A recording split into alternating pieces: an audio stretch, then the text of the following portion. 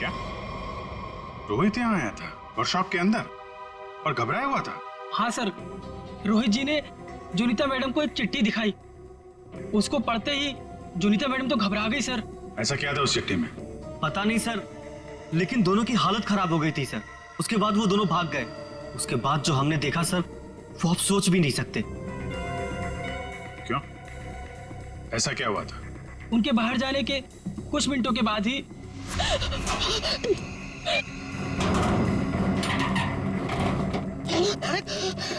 Madam, ये क्या हुआ आपको? कुछ नहीं, चुप रहो, बिल्कुल शांत रहो। ये बात यहाँ से कहीं बाहर नहीं जानी चाहिए। खोलो, दरवाजा खोलो, जॉनी का दरवाजा खोलो, जॉनी का दरवाजा खोलो। मैं मरना नहीं चाहता, वो मुझे मार देगा। तुम ऐसा नहीं कर सकती जॉनी दा। अरे ये तो रोहित साहब की आवाज है। मैडम दरवाजा तो खोलिए आप। नहीं, कोई दरवाजा नहीं खोलेगा, कोई दरवाजा नहीं खोलेगा। जॉनी का दरवाजा खोलो। दरवाजा नहीं खोलेगा। और वो मछली, उसे चला दो, अब यहाँ से मत चला दो उसे।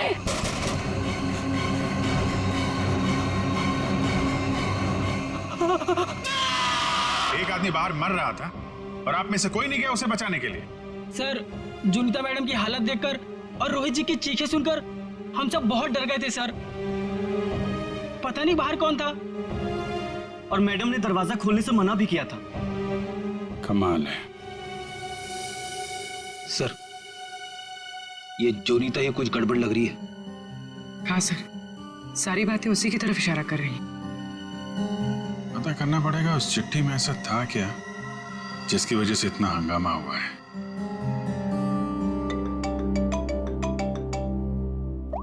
हेलो, हाँ, ओके ओके ओके ओके, ठीक है, थैंक यू वेरी मच। जिस वैन से वो हड्डियां सेंटर पहुंची थी ना, वो लॉन्ड्री वैन का ड्राइवर काम पे वापस आ गया है।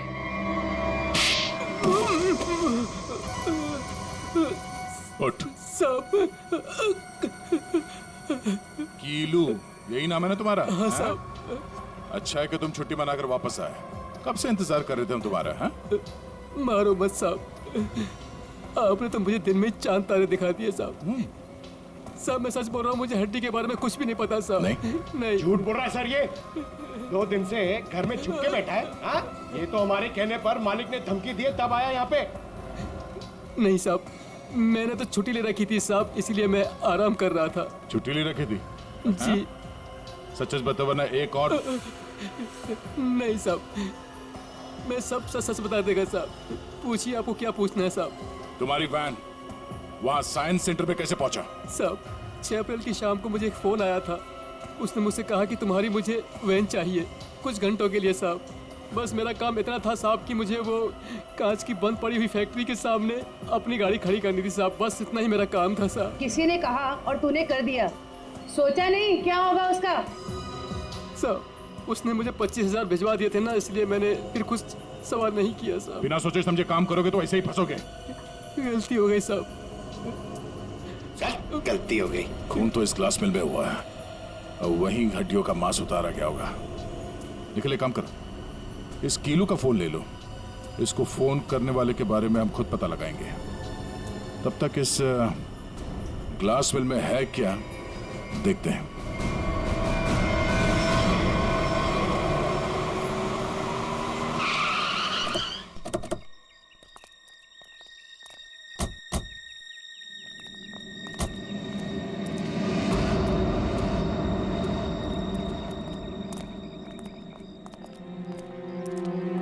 क्या उजाड़ जगह है सर ये?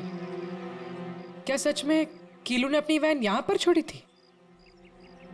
कीलू के पास झूठ बोलने का ऑप्शन है नहीं। वो हमारी गिरफ्त में है और झूठ बोलने का अंजाम वो अच्छी तरह से जानता है।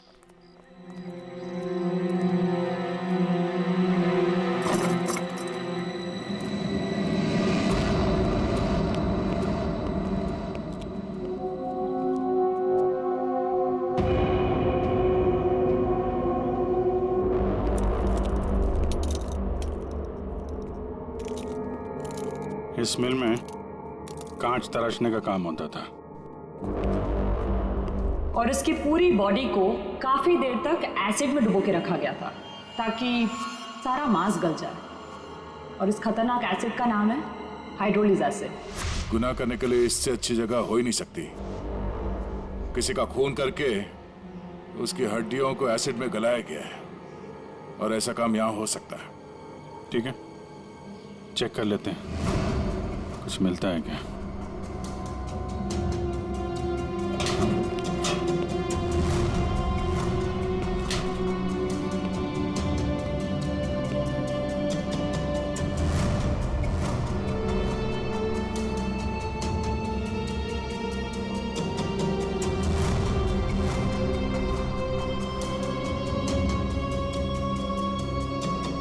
बाथटब और यहाँ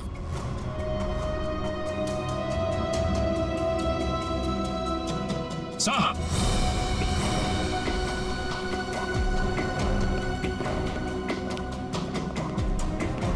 हाँ सचिन, ये देखिए सर, बाथटब के ऊपर खून लगा हुआ है। फैक्ट्री के अंदर बाथटब और बाथटब में खून। लगता है बॉडी पे एसिड डाल के इसी में गलाया गया है। मांस अलग, हड्डियां अलग। ये देखो, जले हुए मांस का अंश लगता है। सर, यहाँ पर कुछ है। पूर्वी नहीं, हाथ मत लगा, एसिड होगा, उंगलियां जल जाएंगे। किसी और चीज से निकालना पड़ेगा। एक मिनट सर, ये कुछ है, इससे निकलेगा।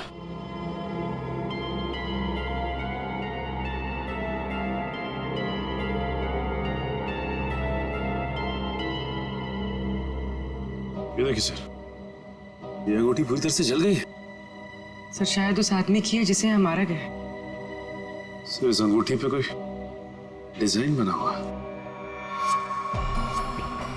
आर लिखा है सर इस पे। आर?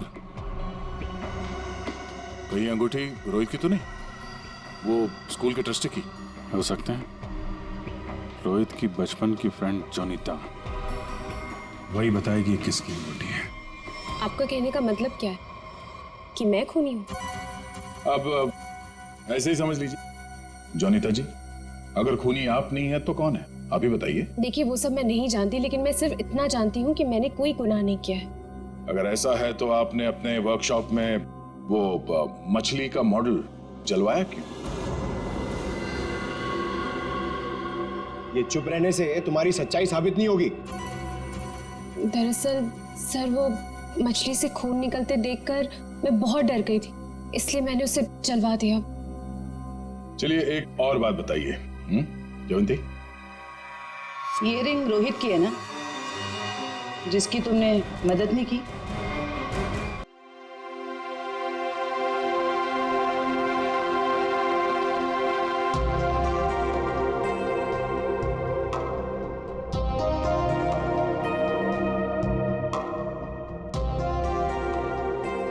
देखो, बहाने मत बनाओ। अगर मेरा काम वक्त पर खत्म नहीं हुआ ना, तो तुम जानते हो ना मेरा नाम क्या है? जोनीता, समझे तुम? आगे शामत भुवन सर की। अरे जल्दी जल्दी हाथ चलाओ, जोनीता मैडम का मूड ठीक नहीं है। फोन रखो।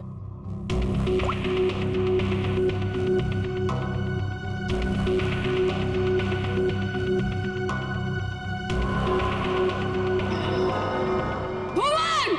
जी मैडम, क्या हुआ? क्या है? हाँ, क्या है ये? तुम्हें अच्छी तरह से पता है कि कल सवेरे एग्जीबिशन है और हमें इस फिश की डिलीवरी करनी है, तो इस फिश का काम अभी तक पूरा क्यों नहीं हुआ? मैडम, आप मुझ पे क्यों चिल्ला रही हैं? इस पे लाल रंग होना है, खूनी लाल। और वो सप्लायर वो पेंट लाकर नहीं दिया तो मैं क्या कर सकता हूँ मैडम? क्यों नहीं लेकर आया? उसे वो रंग नहीं मिला, खूनी लाल। अरे तो उससे बोलो ना कि लेकर आए वो खूनी लाल रंग। मैडम, आग लगाने वाली बात करता है वो। कह रहा था खूनी नहीं हुआ तो खूनी लाल रंग कहाँ से लाऊं? What? That's so strange. वो ऐसा कैसे बोल सकते हैं कि इस फिश में ऐसा कि होल कैसा?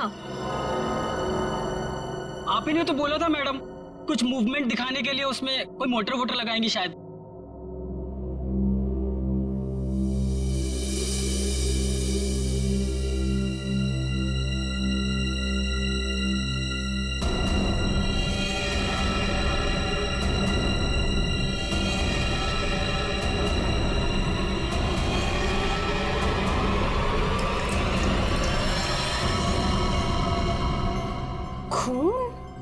जी मैडम, ये तो खून ही है। पर ये तो फिश मॉडल है, ये तो नकली है। इसमें से खून कैसे निकल?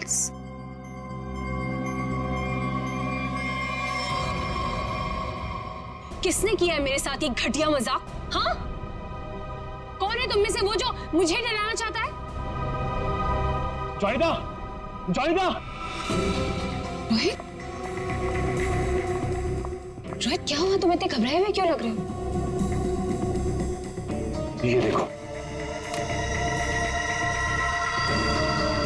ये क्या है? ये देखो, अगर रिश्ता छुआ ना, हम लोग तो गए।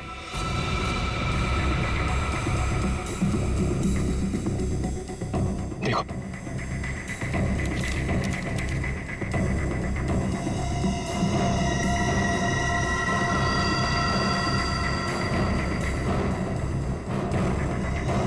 अब क्या होगा जॉनिता?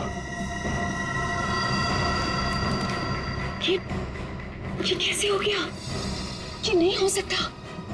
ऑनलाइन ऐसे कहाँ है वो? बाहर खड़े। जल्दी चलो।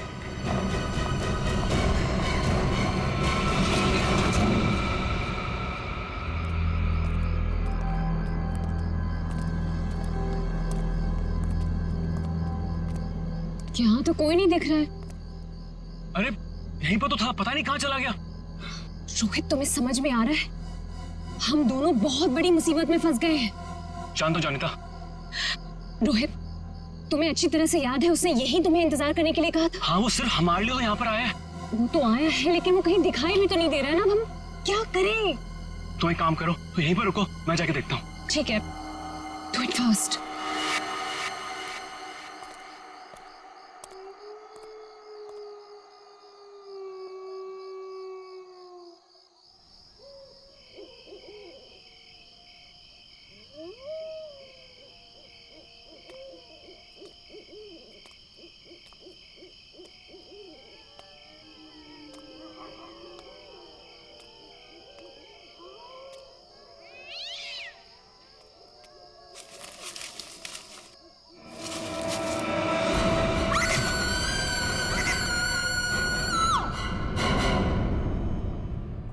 मॉडल की डिलीवरी आ गई? जी मैडम, कल रात को ही आ गई। कितने बजे? रात को 1:30 बजे। मैडम, बड़े एक्सपर्ट थे वो लोग, फटाफट आए और अंदर लगा के चले गए। हमें कुछ करने की जरूरत ही नहीं पड़ी। अच्छा, चलो देखते हैं। वैसे भी आज का एग्जीबिशन बहुत इंपॉर्टेंट है। जी।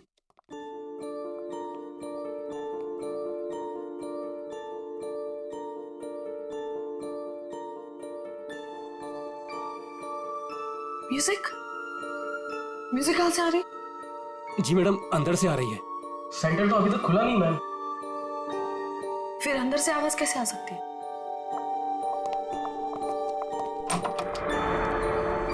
एक बदबू कैसे है? मैडम जी, लग रहा है यहाँ पे कोई चूहा मर गया है।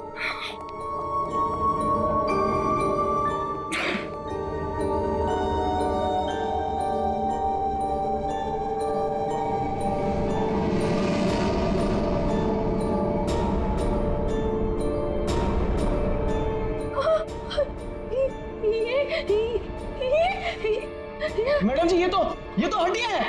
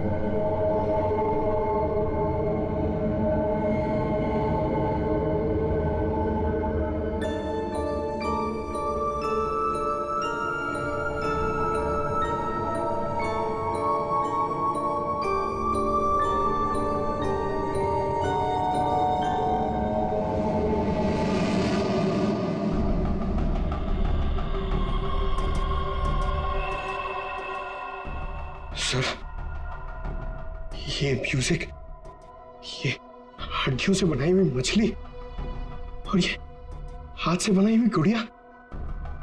सर ये सब क्या है सर? लगता है ये मछली किसी इंसान की हड्डियों से बनाई गई है। ये देखो, ये हाथों की और ये पैरों की हड्डियां और ये पिंजर।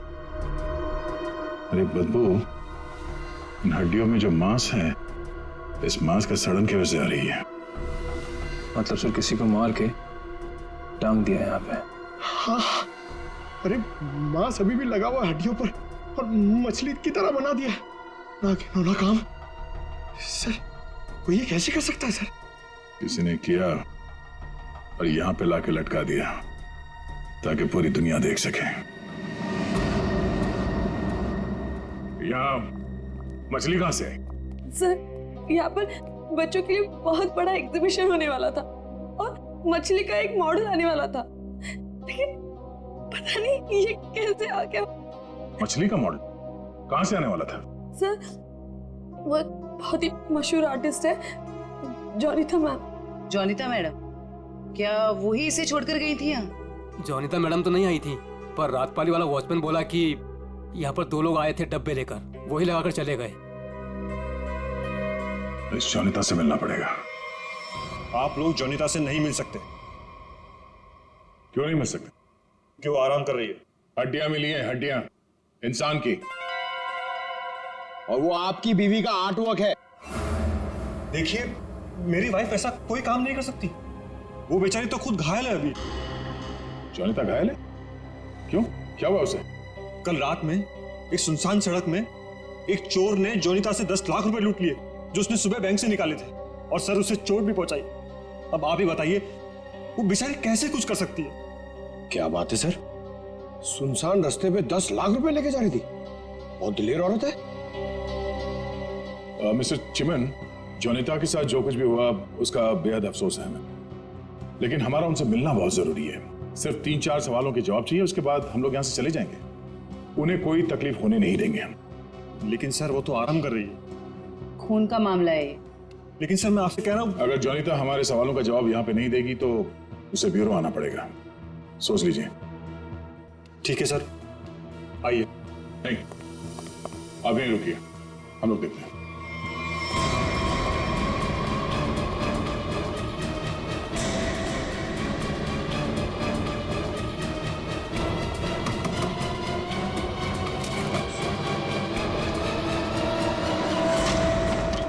अरे आप लोग कौन है और ऐसे कैसे अंदर?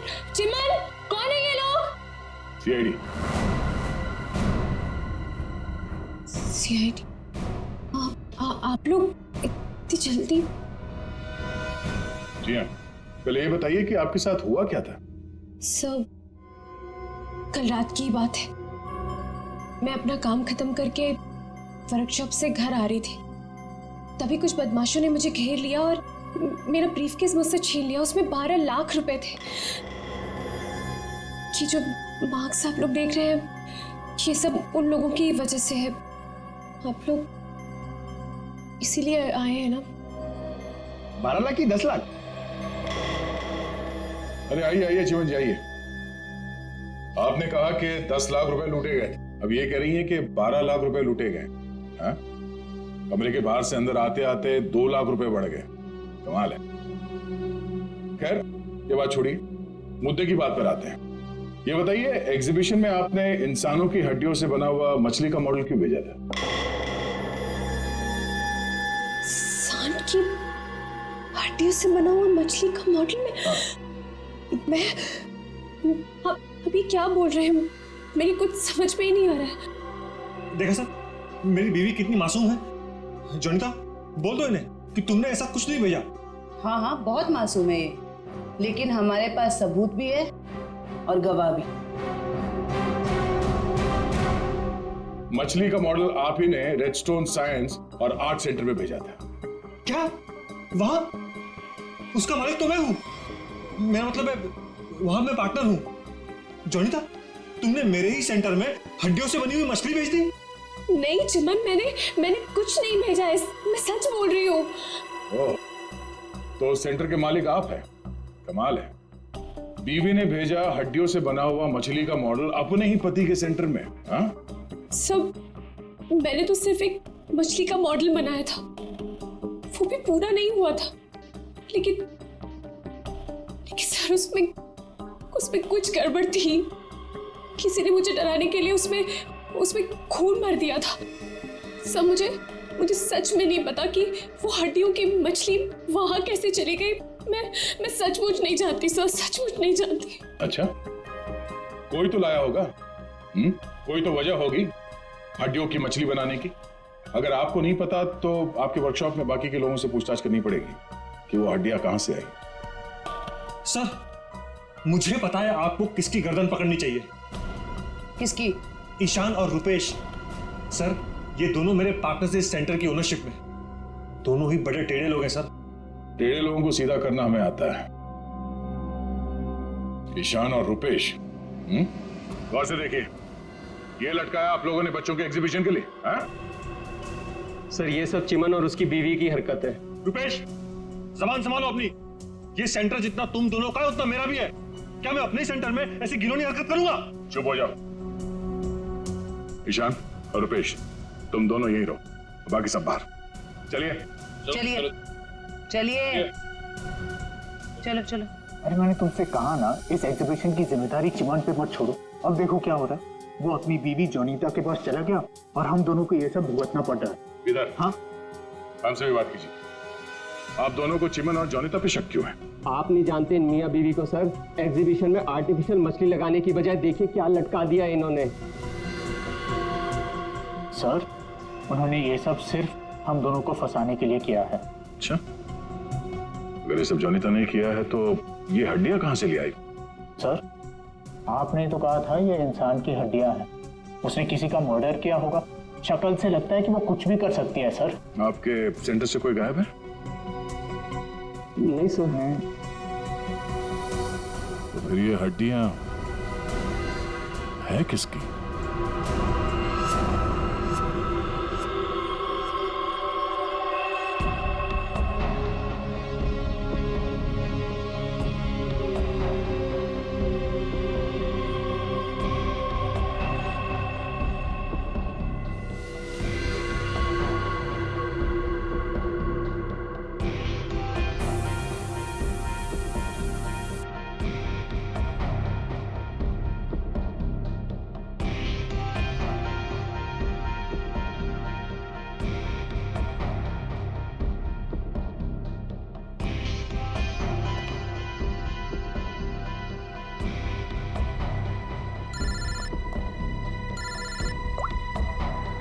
हाँ बोलो।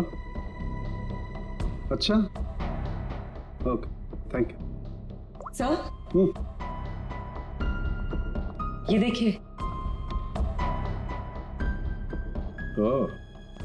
हाँ सर, इस मछली में से इंसान निकला कि नहीं? हाँ भाई साहब, इस मछली में से मरने वाला भी निकला है और मारने वाला भी निकला है। सर, वो कैसे? इस आदमी की उम्र 25 से 30 साल है। लेकिन सर, इसे मारा कैसे गया? गोली से। ये देखो, यहाँ ये पसलियों में गोली लगी। और इसकी पूरी बॉडी को काफी देर तक एसिड में डुबो के रखा गया था ताकि सारा मांस गल जाए। और इस खतरनाक एसिड का नाम है हाइड्रोलिज एसिड। एसिड में डुबो के रखा गया था? हाइड्रोलिज एसिड? लेकिन इतना सारा एसिड खूनी को मिला कहां से होगा? ये एसिड फैक्ट्रीज में इस्तेमाल होता है, खास करके कांच की फैक्ट्रीज में। और मारने वाला? मतलब खूनी के बारे में क्या पता चला? कलाकार, बहुत बड़ा कलाकार है खूनी। देखो, इंसान की हड्डियों को तराश तराश कर मछली बना दी उसने। आर्ट लवर है, आर्ट लवर। अच्छा, कुछ और बता सकते हैं इस आर्टिस्ट के बारे में? इसकी उम्र 22 से 25 साल है और ये एक औरत है। क्या खूनी एक औरत है? हाँ, खूनी एक औरत है। कमाल है, गोली का घाव और कंकाल देख के आप बता दे रहे हैं कि खूनी एक औरत है। मैं नहीं कह रहा हूं, ये सबूत कह रहे हैं। ये देखो, यहाँ हाथ की हड्डियों के बीच में ये मुझे थोड़ा सा खून मिला। जाहिर है ये खून उसी का हुआ जिसने ये हड्डियां तराश करके मछली बनाई, क्योंकि इस आदमी की लाश तो एसिड में गल गई होगी, तो ये तो उसी का होगा ना। सर ये भी तो हो सकता है कि ये खूनी आर्टिस्ट ना हो, उसने सिर्फ ये बनाया हो, खूनी कोई और ही हो सकता है। लेकिन ये लड़की खूनी को जानती तो जरूर होगी, उसके लिए काम जो किया है।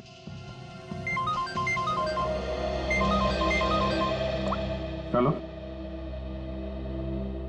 ओके ओके ठीक है, वो साइंस सेंटर की फुटेज आ गई है, चल के देखते हैं।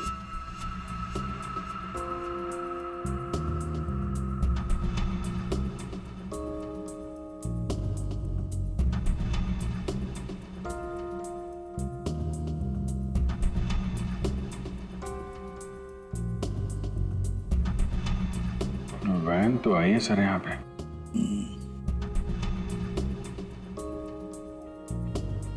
सर काफी अंधेरा है, कुछ ठीक से दिखाई नहीं दे रहा।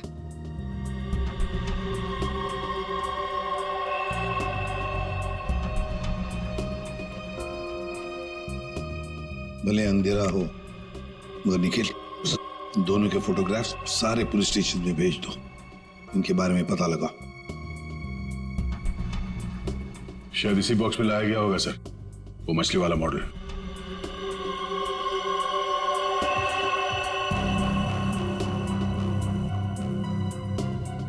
ये वैन में कुछ लिखा हुआ है, तो जूम करो इसमें।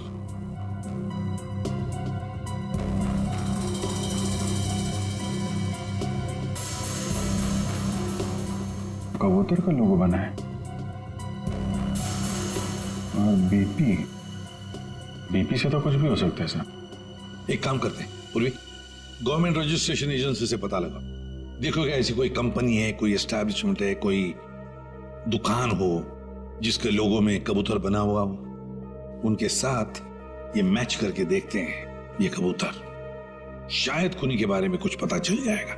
सर हाँ, तीनों म्यूजिक डायरेक्टर आ गए।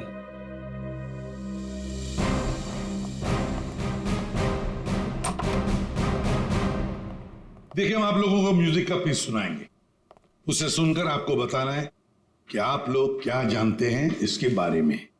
ठीक है सर।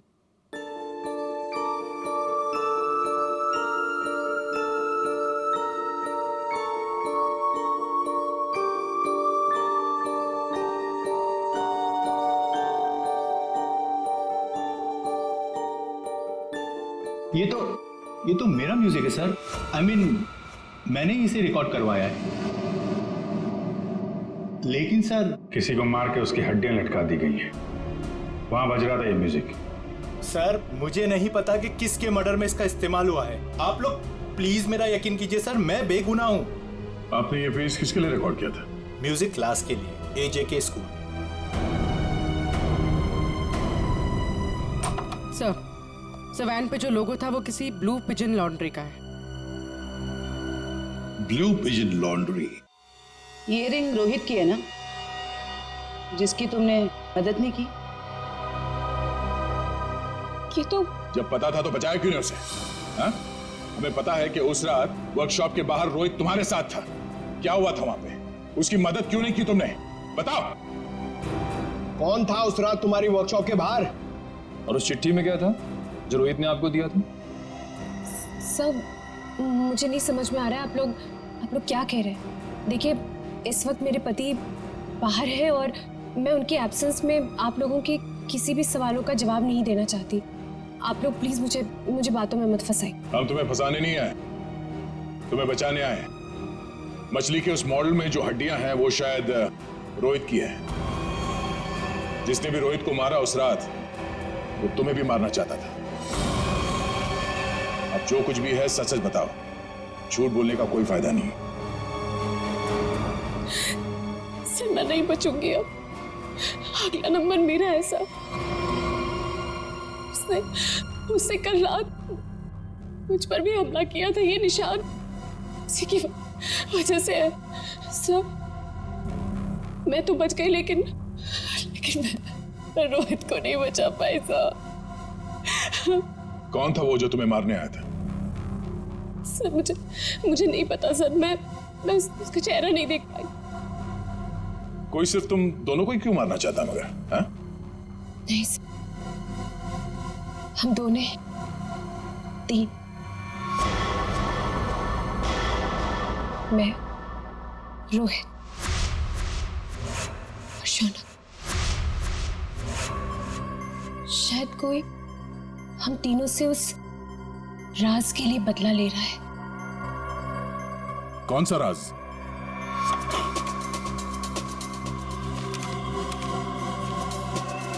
ये मछली तुझे बचा नहीं पाई।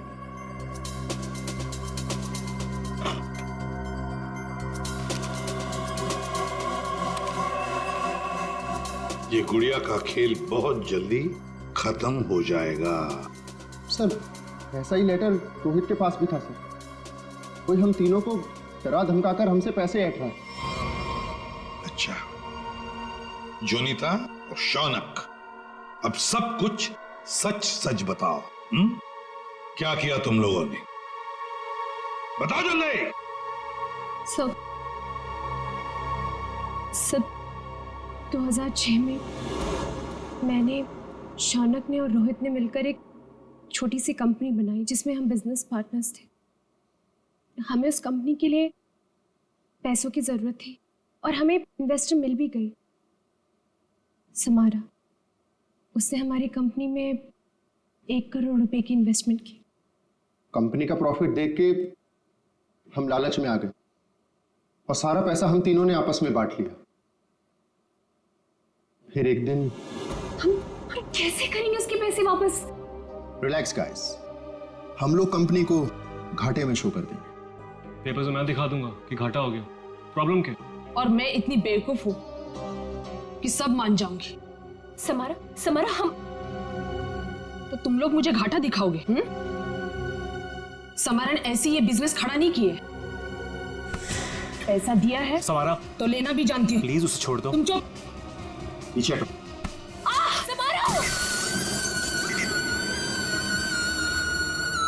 सर, हमने पैसों की हेराफेरी जरूर की है, पर हमने किसी को मारा नहीं है।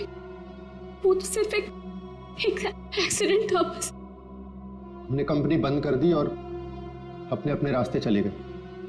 और अब 10 साल के बाद हमारा पीछा करते हुए कोई यहां तक आ जाएगा, हमें नहीं पता था सर।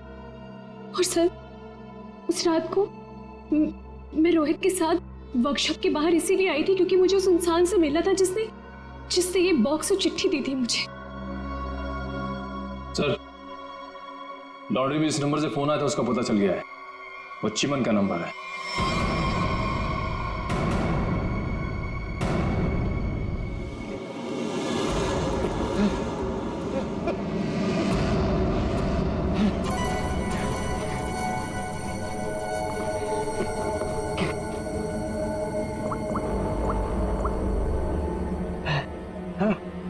अरे कहाँ हो तुम?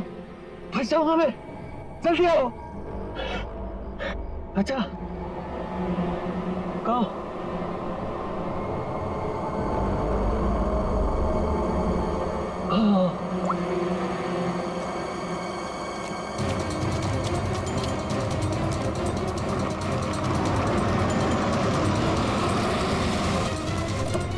कहाँ रह गई थी तुम? मेरी गर्दन तो बस गई थी समझो। पहले ये बताओ कि तुम सीआईडी से बच के निकले कैसे? तुमसे किसने कहा कि मैं सीआईडी से बच के निकला? है? मतलब? सामने देखो।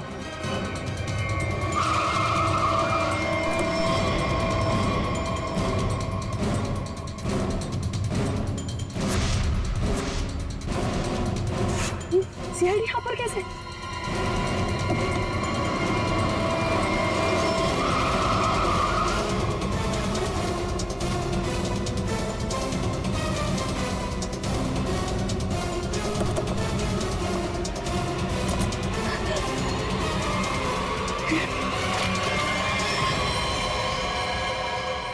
मुझे धोखा दिया?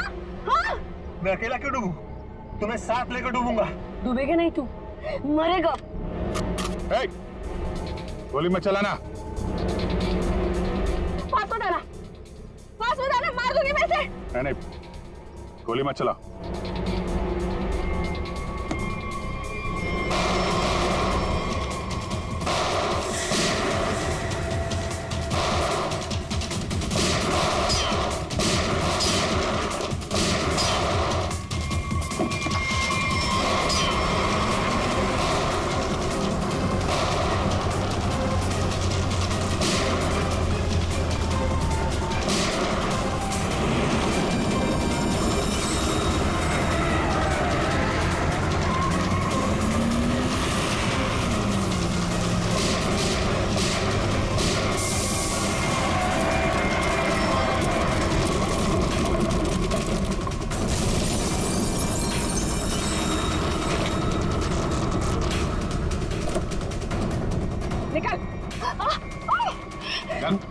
सर मैं देख लिया उसे, मैंने कुछ नहीं किया, मैं तो मालविका के प्यार में बह गया था सर। बड़े बड़े बहके लोगों को हमारी जेल ठीक कर देती है, तो बाकी का जेल में बैठ लेना। बेवकूफ है, कुछ भी ढंग से छुपा नहीं पाया और सीआईडी से मिल गया, इडियट। हाँ, इसके पास हमने ऑप्शन नहीं छोड़ा था।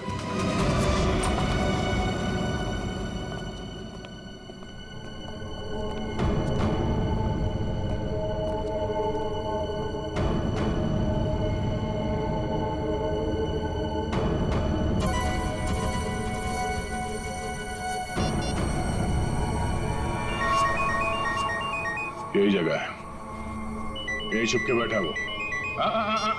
नहीं, थोड़ी देर हो गई, पहले स्विच ऑफ कर लेना चाहिए था। मैंने क्या किया? देखिए, आप मेरी बात सुनिए, तब से तुम्हारी सुन रहे, आप गलत आदमी को पकड़ रहे हो। फिर तुम ही बता दो किसको पकड़े? वही जो असली मुजरिम है। तो तुम रोको उसे। तुम तो समारा से रिलेटेड हो ना, जिसे जोनीता और उसके दोस्तों ने धोखा दिया था। हाँ, लेकिन मैंने ये सब समारा के लिए नहीं किया। वो तो कई साल पहले ही मर चुकी थी और मुझे उसकी कोई पड़ी भी नहीं थी। आप लोगों को लगता होगा कि ये सब बदला है, लेकिन ये सब बदला नहीं है। फिर तुमने ऐसा घिनौना जुर्म किया क्यों? मैं समारा की नौकर की बेटी, उन्होंने मुझे अपनी बच्ची की तरह पाला था। समारा के मरने के बाद सारी प्रॉपर्टी मेरे नाम हो गई थी क्योंकि उनका कोई वारिस ही नहीं था। लेकिन मैंने अपनी बेवकूफी की वजह से सारी प्रॉपर्टी गंवा दी और जिंदा रहने के लिए एक मामूली सी नौकरी करनी पड़ी। हाँ? करोड़ों के कर्जे में डूब गई मैं।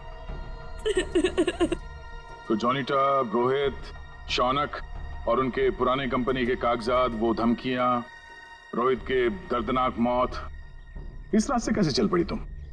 मैं समारा के पुराने ऑफिस गई थी। वहां पर मैंने कुछ कंपनी के पुराने पेपर्स देखे। तब मुझे पता चला कि उन तीनों ने समारा को धोखा दिया था। मैं चाहती तो मैं पुलिस में जा सकती थी, लेकिन पैसे में मेरी जान अटकी थी। तो तुमने तीनों को ब्लैकमेल करने की सोची? सोचा अमीर लोग हैं, मोटी रकम मिल जाएगी। हाँ, सबसे पहले रोहित ने हमें पैसे दिए और जब जोनीता और शौनक की बारी आई तब वो उन्हें बचाना चाहता था। अच्छा, तो रोहित तुम्हारे प्लान के बीच में आ गया, इसलिए मारा गया, है ना? हाँ, और उसकी वो हालत देखकर ही जोनीता और शौनक ने हमें पैसे दिए। लेकिन आप सब बीच में और मेरा सारा खेल चौपट कर दिया। इतनी प्लानिंग अपने पैसों को संभालने में लगाया होता तो इस हालत में नहीं होती। जुर्म के रास्ते चलने पे पैसे नहीं, जेल की सलाखें मिलती हैं। और जो जुर्म तुम लोगों ने किया है उसकी एक ही सजा है, फांसी।